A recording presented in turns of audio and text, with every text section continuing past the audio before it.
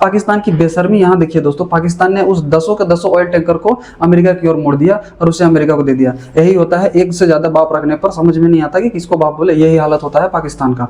पाकिस्तान को समझ में नहीं आ रहा था कि किसको बोले, तो भूल चुके हैं कि एप्स्टीन फाइल नाम का भी कोई चीज था थोड़ा बहुत। अब जय हिंद दोस्तों, स्वागत है हमारे नए वीडियो में। आज हम बात करने जा रहे हैं डोनाल्ड ट्रंप के द्वारा किया गया एक ऐसा बात के बारे में जिससे लगता है कि शायद अब 2 से 3 हफ्तों में युद्ध खत्म हो सकता है। ट्रंप ने कहा है कि 2 से 3 हफ्तों में हो सकता है कि युद्ध खत्म हो जाए। उसके जितने भी काम थे, जितने भी उसने अटैक करना था वो ईरान पे कर चुका, अब वो करना नहीं चाहता, इस तरीके से वो कह रहा है। और वो कह रहा है कि स्ट्रेट्स ऑफ हॉर्मुज जो बंद है वो खुल जाना चाहिए। एक्चुअल में दोस्तों क्या क्या दिक्कतें हो रही है डोनाल्ड ट्रंप के साथ में, उसके बारे में हम इस वीडियो पर बातें करेंगे। और उसके बाद दोस्तों हम ये भी बातें करने की कोशिश करेंगे कि दुनिया में अगर यदि लड़ाई हो और पाकिस्तान का और चाइना का बीच में नाम ना आए, ऐसा हो ही नहीं सकता। उसके बाद दोस्तों हम ये कोशिश करेंगे बताने की कि किस तरीके से एक लड़ाई होती है तो कितना ज़्यादा नुकसान होता है। मैं बहुत सारे वीडियो में बताया हूँ दोस्तों, और अभी भी बताता हूँ कि दुनिया में जब कभी भी लड़ाई होता है या फिर जब कभी भी मिसाइलें दागी जाती है तो उसमें पैसे का बहुत बड़ा योगदान रहता है, और लड़ाई हमेशा पैसों की ही होती है। एक मिसाइल को बनाने में करोड़ों रुपए खर्च हो जाते हैं, तो उसके बारे में भी हम बात करेंगे। फिर अंत में हम दोस्तों बात करेंगे कि नाटो जो फिलहाल अमेरिका से नाराज चल रहा है, वो किस तरीके से अमेरिका उसे मनाएगा या फिर क्या कोशिश करेगा बात करने का, उसके बारे में भी डिटेल में बात करेंगे। और दोस्तों ये भी बताएंगे कि किस तरीके से अभी एशिया मार्केट किस तरीके से अब उछाल मार रहा है, क्योंकि 1-2 बयान से ही अब एशिया का मार्केट अब खुल रहा है अच्छे से। उसके बारे में डिटेल से बात करते हैं। आप जरा पहले ये वीडियो देखिए।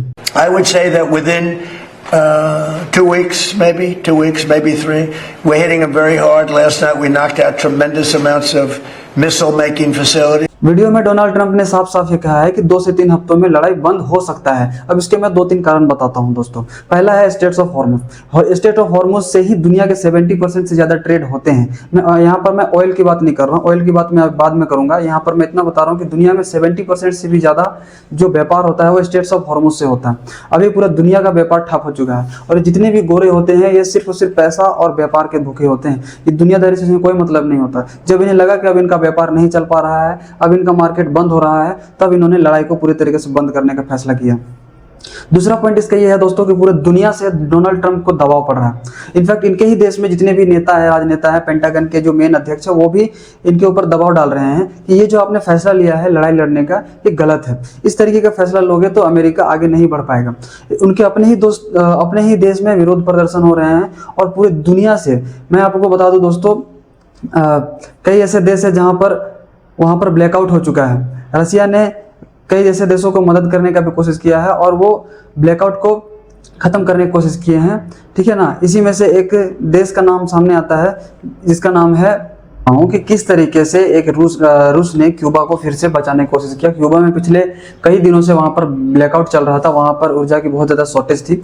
उसको देखते हुए रूस ने वहां पर पेट्रोलियम और जितने भी खाने पीने के पदार्थ है वो भेजने का कोशिश किया है। हालांकि अमेरिका ने इसकी निंदा की है, लेकिन भी रूस, क्योंकि जो क्यूबा है वो रूस का ऐतिहासिक दोस्त रहा है, तो रूस उसका मदद जरूर करेगा।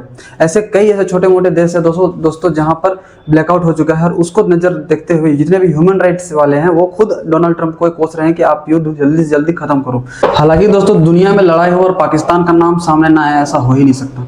फिलहाल मैं बात करने जा रहा हूँ पाकिस्तान के विदेश मंत्री इसाक डार चीन गए हैं, और चीन के विदेश मंत्री वांग यी से मिल रहे हैं, और वो ये बात कर रहे हैं, पूरा मतलब बाहर ये न्यूज़ फैला दिया जा रहा है कि वो दुनिया की शांति के लिए वो बात करने के लिए गए हैं। अच्छा, उनको बात ही करना था तो सीधा अमेरिका चले जाते, चाइना जाने की क्या जरूरत थी। और चाइना की वांग यी को भी अगर बात करना था तो सीधा अमेरिका के विदेश मंत्री से बात करना चाहिए था। पाकिस्तान के विदेश मंत्री से बात करके उन्हें क्या मिलेगा। यहाँ पर दोस्तों असली खिचड़ी क्या पक रही है मैं आपको बताता हूँ।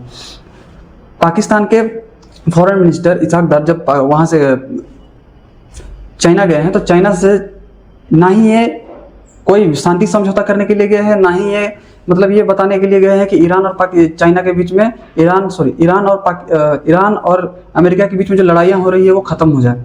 पाकिस्तान का इससे कोई लेना देना नहीं है दोस्तों। पाकिस्तान ने क्या गलती किया है मैं अभी आपको बताता हूँ। पाकिस्तान पिछले कुछ दिनों पहले इन्होंने क्या करा था कि जो ईरान था, ईरान ने हॉर्मुज ऑफ स्ट्रेट लाइन को खोल दिया था ऐसे दोस्तों के लिए, ऐसे मतलब देशों के लिए जो अमेरिका से डील नहीं कर रहे हैं, अमेरिका को तेल नहीं बेच रहे हैं। वो 10 ऑयल के टैंकर पाकिस्तान को भेजा था ये कह के कि तुम्हारे लिए है, ये तुम अपने घर में चलाओ, इसे चलाओ और अच्छे से लोगों का पेट भरो। उसके बावजूद भी पाकिस्तान में पिछले कई दिनों के लिए ब्लैकआउट था। उसको नजर रखते हुए ईरान ने थोड़ी सी मदद की कि 10 ऑयल टैंकर अब तुम ले जाओ और इसको अपने देश में खाने पूर्ति जो भी इसका आपूर्ति की कमी हो रही है उसे तुम पूरा करो। पाकिस्तान की बेशर्मी यहाँ देखिए दोस्तों, पाकिस्तान ने उस 10 के 10 ऑयल टैंकर को अमेरिका की ओर मोड़ दिया और उसे अमेरिका को दे दिया। यही होता है, एक से ज्यादा बाप रखने पर समझ में नहीं आता कि किसको बाप बोले। यही हालत होता है पाकिस्तान का। पाकिस्तान को समझ में नहीं आ रहा था कि किसको बोले, क्योंकि दोस्तों तेल का शॉर्टेज अमेरिका में भी हो रहा था और अमेरिका ने सीधा सीधा पाकिस्तान को धमकी दिया कि अगर तुम तेल नहीं दोगे तो तुम्हारे साथ में तुम्हारा IMF कर्जा ही नहीं देगा। तुरंत उन्होंने अपना शिप को मोड़ दिया। ये बात दोस्तों पता चल गई ईरान को। अब ईरान स्टेट ऑफ हॉर्मुज से पाकिस्तान को जितने भी जहाज है उसको बंद करके रखा है। इसी को देखते हुए वहाँ के जो पाकिस्तान के फॉरेन मिनिस्टर है इसाक डार, वो चल गए हैं बीजिंग। अब बीजिंग में जाकर के वांगी से मिलेंगे, वहाँ के विदेश मंत्री से, और ये भीख मांगेंगे कि उन्हें कुछ डॉलर पैसा मिल जाए और कुछ जितने भी पेट्रोलियम होगा वो थोड़ा बहुत पेट्रोलियम दे दे पाकिस्तान में, ताकि पाकिस्तान का थोड़ा बहुत भला हो सके और कटोरा लेके वापस अमेरिका ये लोग जा सके कुछ ना कुछ भीख मांगने के लिए। आपको लगता है दोस्तों, एक बार जरा सोचिए, जो देश 26/11, 9/11 जैसे टेररिस्ट बड़े बड़े आतंकी हमले और उरी पहलगाम से लेकर के बड़े बड़े सैकड़ों आतंकी हमले कराने में पाकिस्तान कहाँ, तो अचानक उसके दिल में ऐसा क्या हो गया है कि वो चाह रहा है कि मैं पूरा दुनिया में शांति वार्ता करूं। दोस्तों ये शांति वार्ता करना नहीं चाह रहा है, ये सिर्फ और सिर्फ अपने फायदा के लिए कुछ डॉलर, कुछ यूरो, कुछ पाउंड वगैरह या तो चाइनीज रुपीज इसको कुछ पैसा मिल जाएगा जिससे फिर से टेररिस्ट अटैक करने की कुछ प्लानिंग करेगा, इसीलिए ये चाइना किया है। खैर दोस्तों, वीडियो में आगे बढ़ते हैं। अब हम लोग बात करेंगे कि किस तरीके से नुकसान हुआ है इस पूरे युद्ध में। पूरे युद्ध में जब एक UNDP एक संस्था है जो पूरे दुनिया में जितने भी संस्थाएं, जितने भी लड़ाइयाँ होती है उसके बाद से होने वाले खर्चों को ये मापती है, तो मैं आपको बता दूं दोस्तों, 1-2 लाख करोड़ नहीं, पूरे 18 लाख करोड़ से ज़्यादा का नुकसान हुआ है। आप ये स्क्रीनशॉट देख सकते हैं। ये इंडियन न्यूज़पेपर प्रभात, ये दैनिक भास्कर का एक शॉर्ट कट लगा हुआ है। यहाँ आप देख सकते हैं किस तरीके से 18 लाख करोड़ का नुकसान हुआ है। ये दोनों पक्षों में है।